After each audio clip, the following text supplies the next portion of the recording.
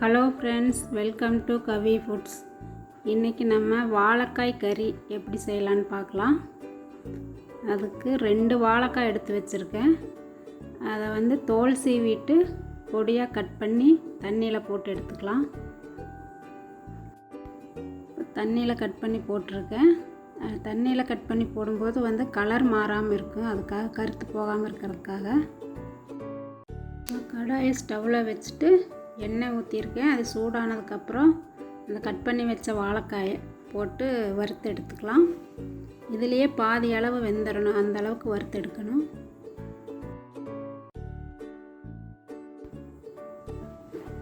இப்போ நல்லா வெந்துருச்சு. இனி எடுத்து தட்டில் வச்சுக்கலாம். இனி வேறொரு கடாயை ஸ்டவ்வில் வச்சுட்டு அதில் 1 ஸ்பூன் அளவுக்கு எண்ணெய் விட்டுக்கலாம். எண்ணெய் சூடானதுக்கப்புறம் 2 கிராம்பு 2 பட்டை சேர்த்து வறுத்துக்கலாம். இனி இது கூட 1 டீஸ்பூன் சோம்பு, 1 டீஸ்பூன் கசகசா, 1 டேபிள் ஸ்பூன் மல்லி, 1 டீஸ்பூன் ஜீரகம், 4 காஞ்ச மிளகாய் இதெல்லாம் சேர்த்து நல்லா பொன்னிறமாக வறுத்துக்கலாம்.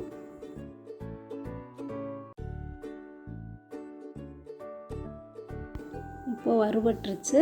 இனி இது கூட ஒரு 7 சின்ன வெங்காயம் சேர்த்துக்கலாம்.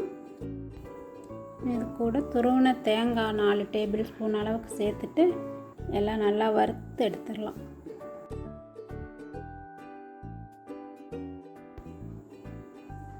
இப்போ வறுபட்டுருச்சு. இனி இதை ஆற வச்சுட்டு மிக்சியில் போட்டு தண்ணி விடாமல் பவுடர் மாதிரி அரைச்சி எடுத்துக்கலாம்.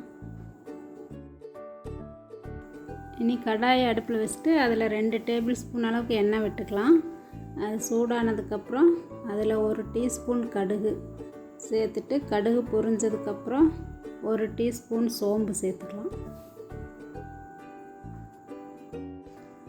சோம்பு பொரிஞ்சதுக்கப்புறம் கொஞ்சம் கருவேப்பிலை சேர்த்துட்டு அது கூட ஒரு பெரிய வெங்காயம் சேர்த்துக்கலாம்.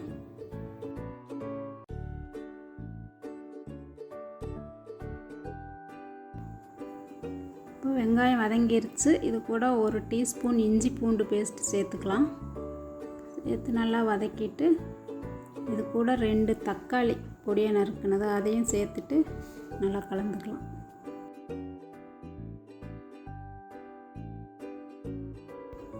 இப்போ இது நல்லா வதங்கிருச்சு. இனி இது கூட 1 டீஸ்பூன் அளவுக்கு பெருங்காயத்தூள் சேர்த்துக்கலாம். வாழைக்காய் கேஸுங்கிறதுனால இதை சேர்த்துக்கலாம். இனி இது கூட 1/2 டீஸ்பூன் மஞ்சள் தூள், 1/2 டீஸ்பூன் மிளகாய்த்தூள் சேர்த்துக்கலாம். மிளகாய் ஏற்கனவே போட்டிருக்கிறதுனால காரத்துக்கு தகுந்த மாதிரி சேர்த்துக்குங்க.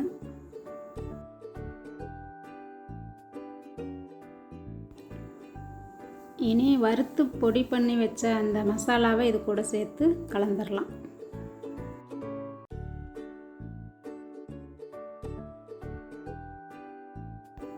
இனி மசாலா வதங்கிருச்சு. இது கூட மசாலா தேவையான அளவுக்கு உப்பு சேர்த்து நல்லா மிக்ஸ் பண்ணிக்கலாம்.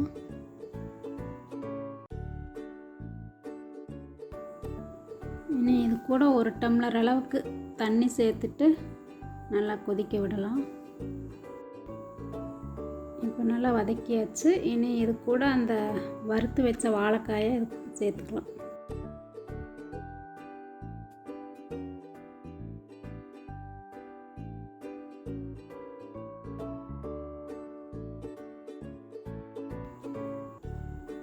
இனி நல்லா கலந்ததுக்கப்புறம் சிம்லேயே வச்சு ஒரு 2 நிமிஷம் வதக்கணும்.